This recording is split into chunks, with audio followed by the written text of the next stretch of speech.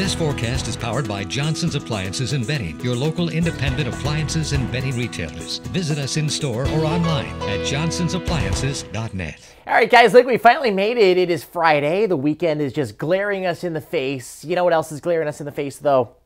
This guy right here, down to our southwest, is going to continue to move to the northeast throughout the course of the day. The wet weather is going to stay at bay thanks to high pressure that is up to our northeast. That's going to keep us dry today, and it's going to keep us with a little bit of sunshine out there. But come late tonight and early tomorrow morning, we're going to be watching this just barrel through the Ohio Valley, into the Virginias, into Pennsylvania, and yes, into our neck of the woods. So the dry weather that we've been seeing for the past 4 or 5 days, that's going to be eradicated and replaced with some heavy downpours by Saturday morning. Right now, we're sitting at around the 30-degree point in Hamilton and 29 for Mays Landing, 33 down in Sea Isle City. Now, take it in. This is a difference versus where we were yesterday and the day before.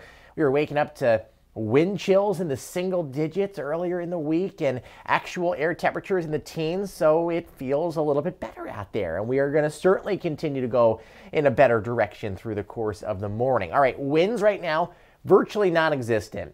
Through the afternoon, they're going to start to pick up, especially late in the day. Out of the east and the northeast, about 20 in Mays Landing later on, 22 in Sea Isle, 23 in Cape May. And this is as the storm is approaching our region. As the storm actually arrives by tomorrow morning, look at these values. By 9 o'clock in the morning, gusting to 40 in Beach Haven, 42 in Sea Isle City, and 48 in Cape May.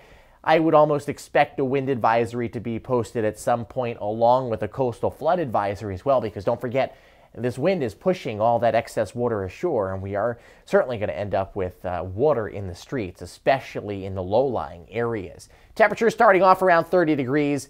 Northeast winds at just a couple miles an hour, a green light across the board on your travel, no problems there. There will be clouds in and out throughout the course of the day. I think we're going to try to hang on to partly sunny skies, but ultimately the clouds will end up winning out, and we have our heavy rain that's pretty much over the Buckeye State up until about noon. Throughout the day, it'll slowly creep over to the east through Pittsburgh, through West Virginia, and then Maryland. And then early tomorrow morning, as we're waking up, you have this line of heavy rain that's going to begin to move on through. And I can't even rule out some thunder boomers late morning, early afternoon. And the jet above our heads is moving quite rapidly. All it takes is a heavy downpour to translate some of that energy down to the surface, and that's why I think gusts to around 40 miles an hour can't be ruled out. And then it's not going to rain all day. You see, even though we have a 100% chance of rain on your forecast graphic for tomorrow, it doesn't mean it's going to rain 100% of the day.